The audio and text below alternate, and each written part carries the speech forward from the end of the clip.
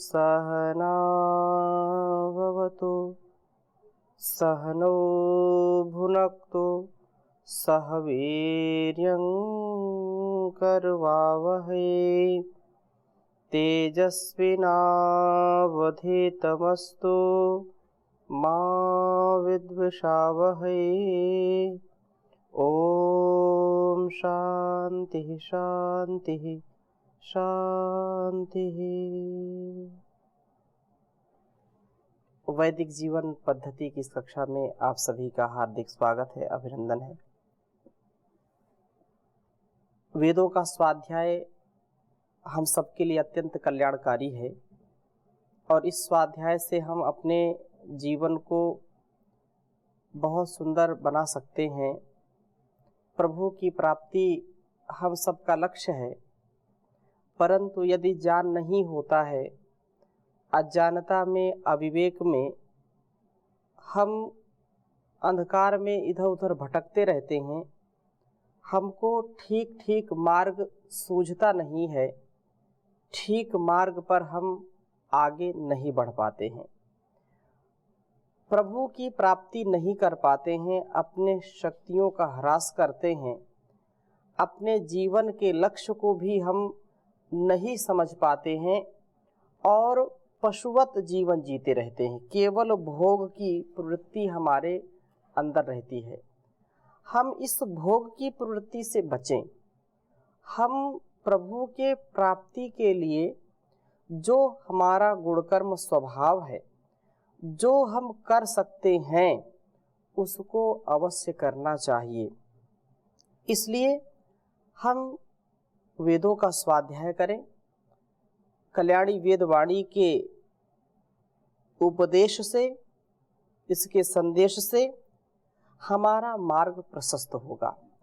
प्रभु प्राप्ति के क्या साधन हैं? क्योंकि जब तक साधन की प्राप्ति नहीं है, साधन जब तक हमको नहीं दृष्टिगोचर होते या साधन हम जब तक समझ नहीं पाते कि साधन क्या है, तब तक हम उस साध्य तक पहुंचने का सामर्थ्य जुटा नहीं पाते हैं, अथवा प्रयास भी करते हैं तो वहां तक पहुंच नहीं पाते हैं। अत्यंत कठिन मार्ग हो जाता है, यह पथ अत्यंत कठिन हो जाता है। लेकिन यदि हमने प्रभु प्राप्ति के साधन समझ लिए कि हम प्रभु को कैसे प्राप्त करें, उसका साधन क्या है, उपाय क्या है, तो निसंदेह वह हमको अवश्य प्राप्त होता है।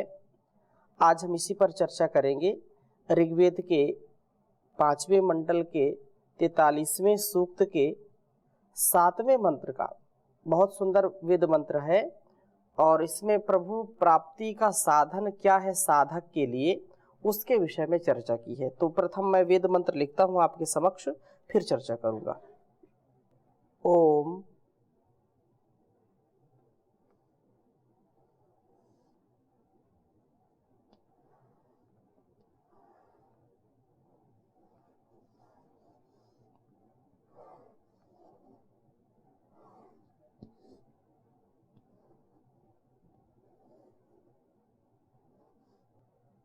अंजंतियम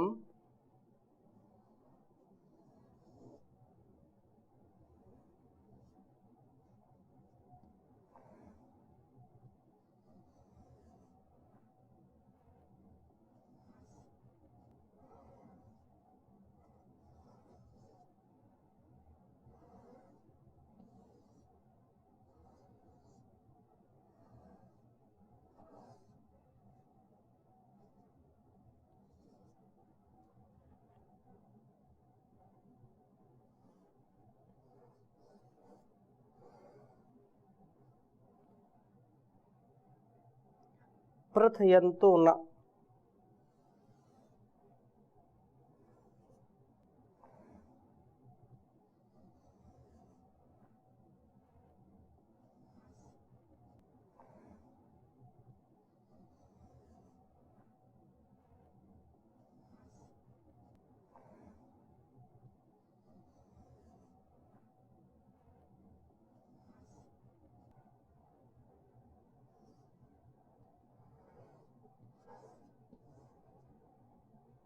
विप्रा।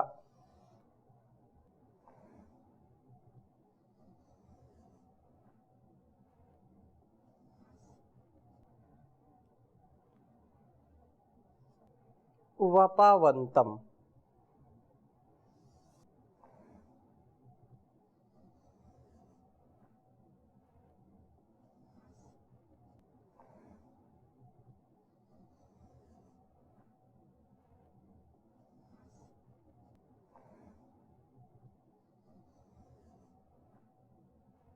विप्रा वपावंतम। नाग्निना तपन्तः।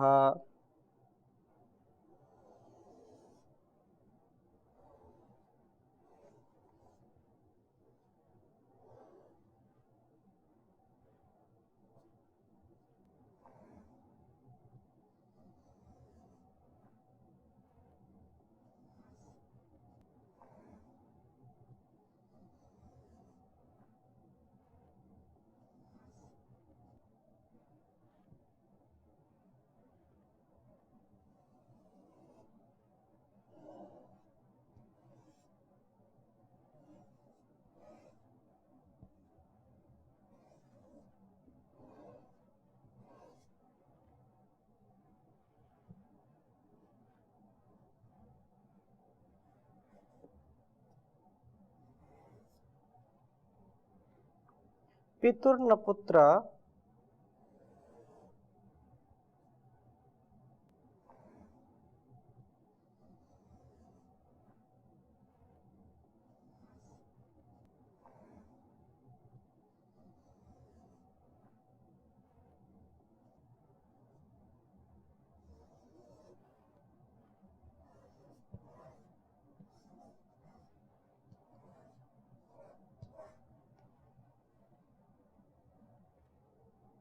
पितुर्नपुत्र उपसी प्रेष्ठ।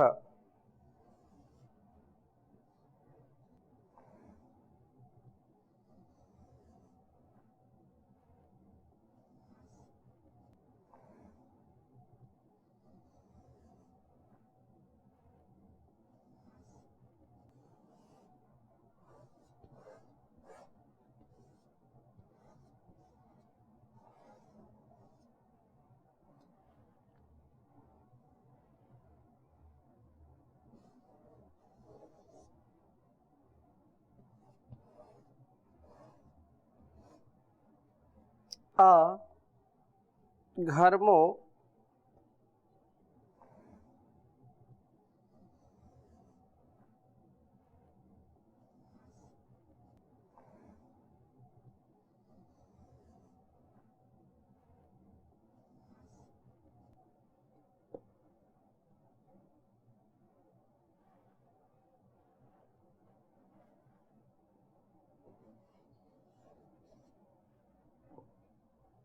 अग्निमृतयन्नसादि।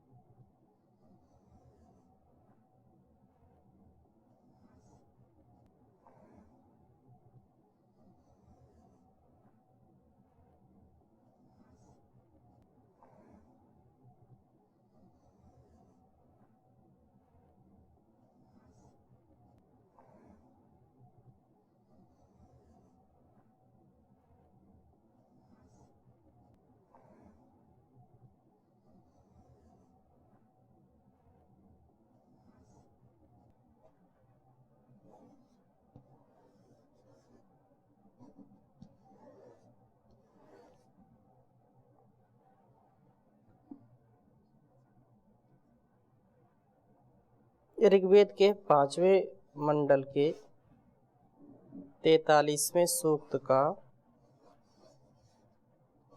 यह 7वां मंत्र है।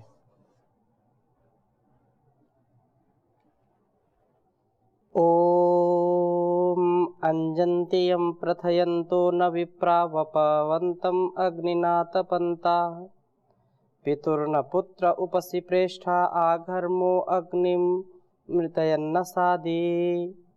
ओम अंजन्ति यं प्रथयन्तो न विप्रा वपावन्तं अग्निना तपन्तः पितुर्न पुत्रा उपसि प्रेष्ठा आघर्मो अग्निमृतयन्न सादे। बहुत ही सुंदर भाव इस वेद मंत्र का है। कहा है कि वपावंतम न, शक्ति व ज्ञान के बीज को हमारे में बोने वाले के समान, वपनतः वपन करते हैं, बोते हैं। शक्ति का तथा ज्ञान का बीज यदि मनुष्य के जीवन में है और वह शक्ति का ज्ञान का रक्षण करता है, तो शक्ति और ज्ञान के रक्षण से व्यक्ति शक्तिशाली बनेगा, ज्ञानवान बनेगा, बुद्धिमान धीमान बनेगा, और बल से है बलवान बनेगा, शक्तिमान बनेगा, सामर्थ्यवान बनेगा। परंतु उस बीज का रक्षण करना, उस बीज को व्यवस्थित रूप में विकसित करना, जैसे उपजाऊ भूमि में बीजों का वपन करना, उपजाऊ भूमि में बीजों को बोना। जब हम बीज उपजाऊ भूमि में डालते हैं तो उसमें बहुत ही सफलतापूर्वक हम अन्न का उत्पादन कर पाते हैं, वह फसल अच्छी होती है।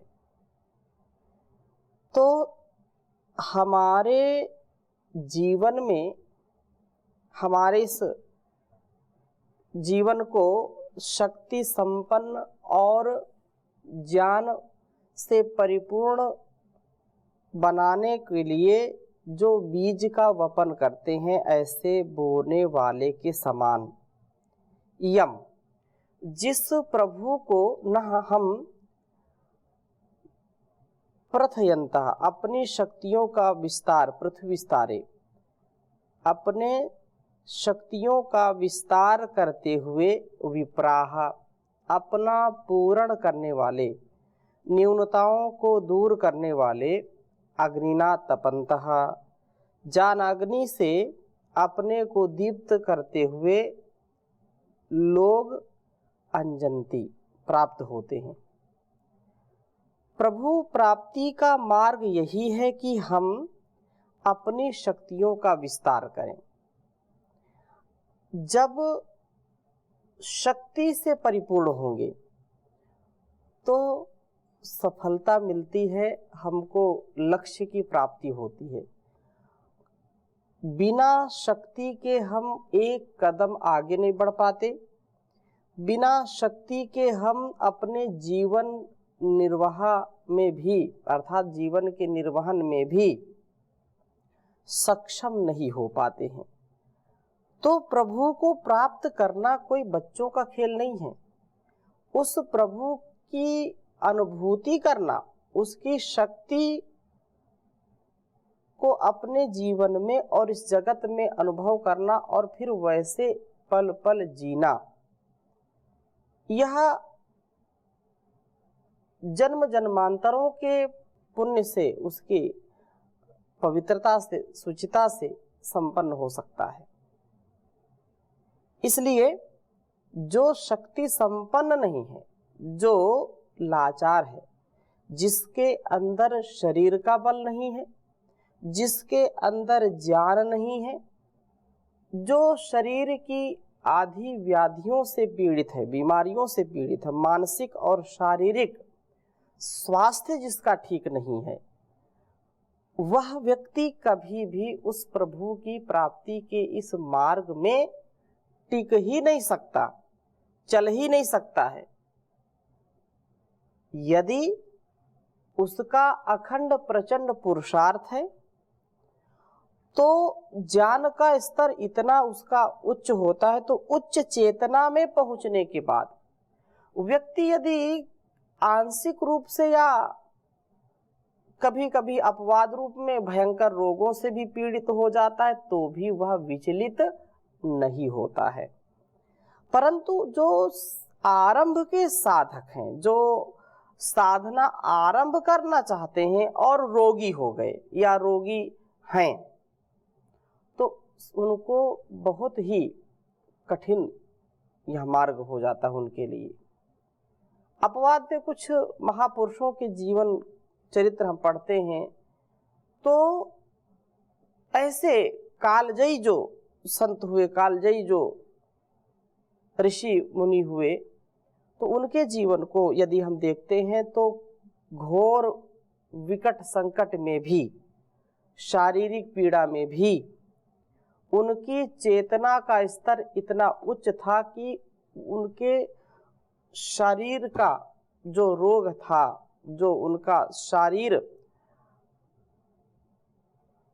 दोष था या कहें कि कमजोरी थी, तो शारीरिक कमजोरी भी उनके ईश्वर आराधना या कहें ईश्वर की भक्ति के बीच कभी भी वह बाधा नहीं खड़ी कर पाए।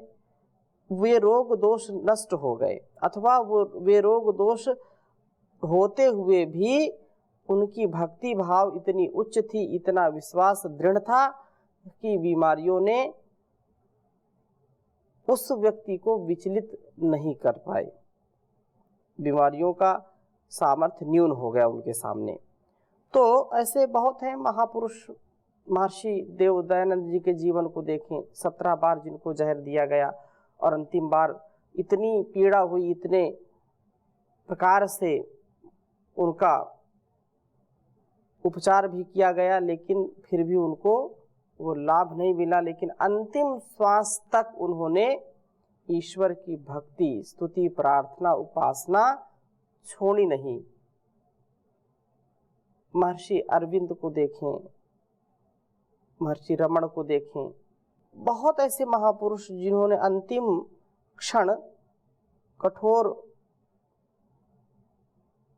जिसको देख करके व्यक्ति विचलित हो जाए, ऐसे विकट संकट में भी उनके भाव में, उनके स्वभाव में कोई भी शिकर नहीं थी, कोई भी चिंता नहीं, कोई भी तनाव नहीं, कोई भी दबाव नहीं। वे आत्मबल से परिपूर्ण थे। शरीर बल तो ये आवश्यक है, परंतु जिसका आत्मबल दृढ़ है, जिसका मनोबल दृढ़ है और शरीर बल नहीं है, तो भी काम चलेगा। सबसे बड़ा बल तो आत्मबल, मनोबल है। तो यहाँ यही चर्चा की जा रही है कि प्रभु की प्राप्ति के साधन क्या हैं। तो प्रभु की प्राप्ति के साधन में कहा कि ज्ञानाग्नि से अपने आप को दीप्त करते हुए लोग प्राप्त होते हैं। प्रभु प्राप्ति का मार्ग यही है कि हम अपनी शक्तियों का विस्तार करें, ज्ञान की शक्ति, आत्मशक्ति, मनोबल आदि अर्जित करें, इसका विस्तार करें और अपने पूर्ण में प्रवृत्त हों। अपूर्णताओं से कभी भी व्यक्ति अपने जीवन को दिव्य भव्य नहीं बना सकता है। अपूर्ण ना रहें हम, न्यूनताएं ना हो, संकीर्णताएं हमारे जीवन में नहीं होनी चाहिए। यदि हम संकीर्ण विचारधारा के हैं, यदि हम तुच्छ विचार रखते हैं व्यक्ति, वस्तु और स्थान के प्रति, उस भगवान के प्रति, यदि हमारी संकीर्ण विचारधारा है, यदि हम बहुत एक प्रकार से ये कहें कि कृपण हैं, कंजूस हैं, तो इसमें हमारी उन्नति नहीं है, अवनति ही है। हम प्रभु की प्राप्ति के लिए शक्तियों का विस्तार करें और अपनी न्यूनताओं को दूर करें, अपने अज्ञान, अविवेक, अन्याय, अधर्म, अभाव, अंधकार, अविद्या आदि से अपने आप को अलग करें, अपने आप को पूर्णता की ओर ले जाएं, अपने आप को उस प्रभु की प्राप्ति के लिए लगाएं और उसमें जो जो बाधाएं आए उनको धीरे धीरे नष्ट करते चले जाएं। तो इस प्रकार से हम अपने कार्य में प्रवृत्त हों तथा ज्ञानाग्नि से अपने को दीप्त करें। ज्ञानाग्नि अर्थात हमारे जीवन को चलाने के लिए जो आवश्यक है, उस आवश्यकता को पूर्ण करने के लिए सतत कर्मशील रहें, उद्यमशील रहें। और ज्ञान विहीनः सर्वमतेन भजति न मुक्तिम जन्मशतेन कहा कि जिसके जीवन में ज्ञान का आधार नहीं है, जो ज्ञान पूर्वक, विवेक पूर्वक, वैराग्य पूर्वक जीवन नहीं जानता है जीना, वह व्यक्ति पशु के समान है।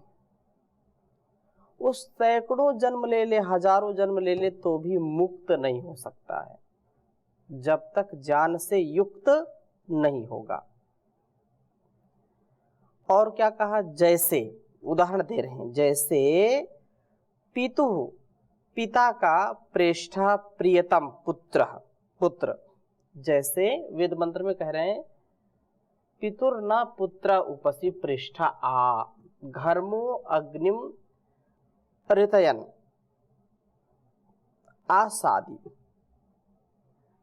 असादी कहा है।